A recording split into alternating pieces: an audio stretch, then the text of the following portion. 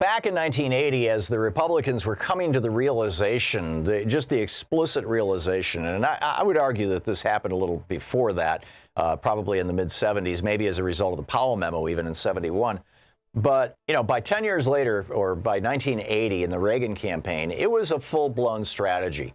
Paul Weyrich, the guy who co-founded the Heritage Foundation and who was then working to mobilize Christian voters for Ronald Reagan, had this to say in Dallas, in a public church in Dallas. Now, many of our Christians have what I call the goo-goo syndrome, good government. They want everybody to vote. I don't want everybody to vote. Elections are not won by a majority of people. They never have been from the beginning of our country, and they are not now. As a matter of fact, our leverage in the elections, quite candidly, goes up as the voting populace goes down. See, there you go. I mean, it's just very straightforward. So what'd they do in 2000? 2000 was the rollout of the test, right? I mean, of a major test of this. Because when we look back, and the way we know this is because of the exit polls. When you look back at the exit polls in the United States from the 1940s, when they started doing this in a small way, the 1960s, they started doing it in a big way. But from the 1940s until 1998, the exit polls were always accurate. Exit polls in Europe are used to call elections. It takes 2 days for them to count the paper ballots. But they'll call the election on the night of the election because of the exit polls. They're rarely more than 1/10 of a point off. I mean, you're literally asking people as they walk out of the poll, who did you vote for? And they're saying, oh, I voted for, you know, Al Gore. I voted for George W. Bush. And boom, you know. But suddenly in the 2000 election, the exit polls were off. And they were off substantially. Not everywhere. They were only off in 6 or 7 states, but they were off substantially. And by the 2004 election, the exit polls were showing discrepancies of as much as 5 points. Now, why would that be?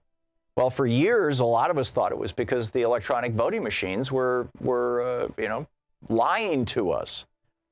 And certainly there's problems with the electronic voting machines, but it looks like the electronic voting machines are actually probably relatively accurate. Obviously, you know, there's a big problem in Georgia. I'd say the 2002 or 2004 election was literally flipped upside down by voting machines in Georgia. But that, you know, those kind of instances of fraud. But really what it was that people had been thrown off the voting rolls, didn't realize it. They were given provisional ballots as a result of the 2002 Help America Vote Act, which invented this thing called provisional ballots. And they thought they had voted, when in fact their vote was never counted. And so you saw, you know, states like Florida where the exit polls clearly said Al Gore won in Florida, statewide.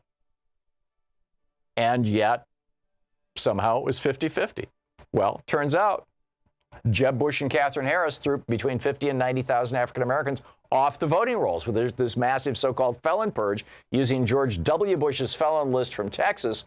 George W. Bush's brother Jeb Bush in Florida took that Texas felon list and compared it with the voter registration rolls in Florida and found 50,000 people who had similar names, same first and last name, not, you know, forget about the middle initial, forget about the date of birth, just similar names. And, you know, most of the felons in Texas are black, and there's very common black names. So success. With a little help from the Supreme Court, voter suppression won the White House for the Republican Party in 2000. And they've been doing it ever since. It went from just a couple of states, from just this test in Florida.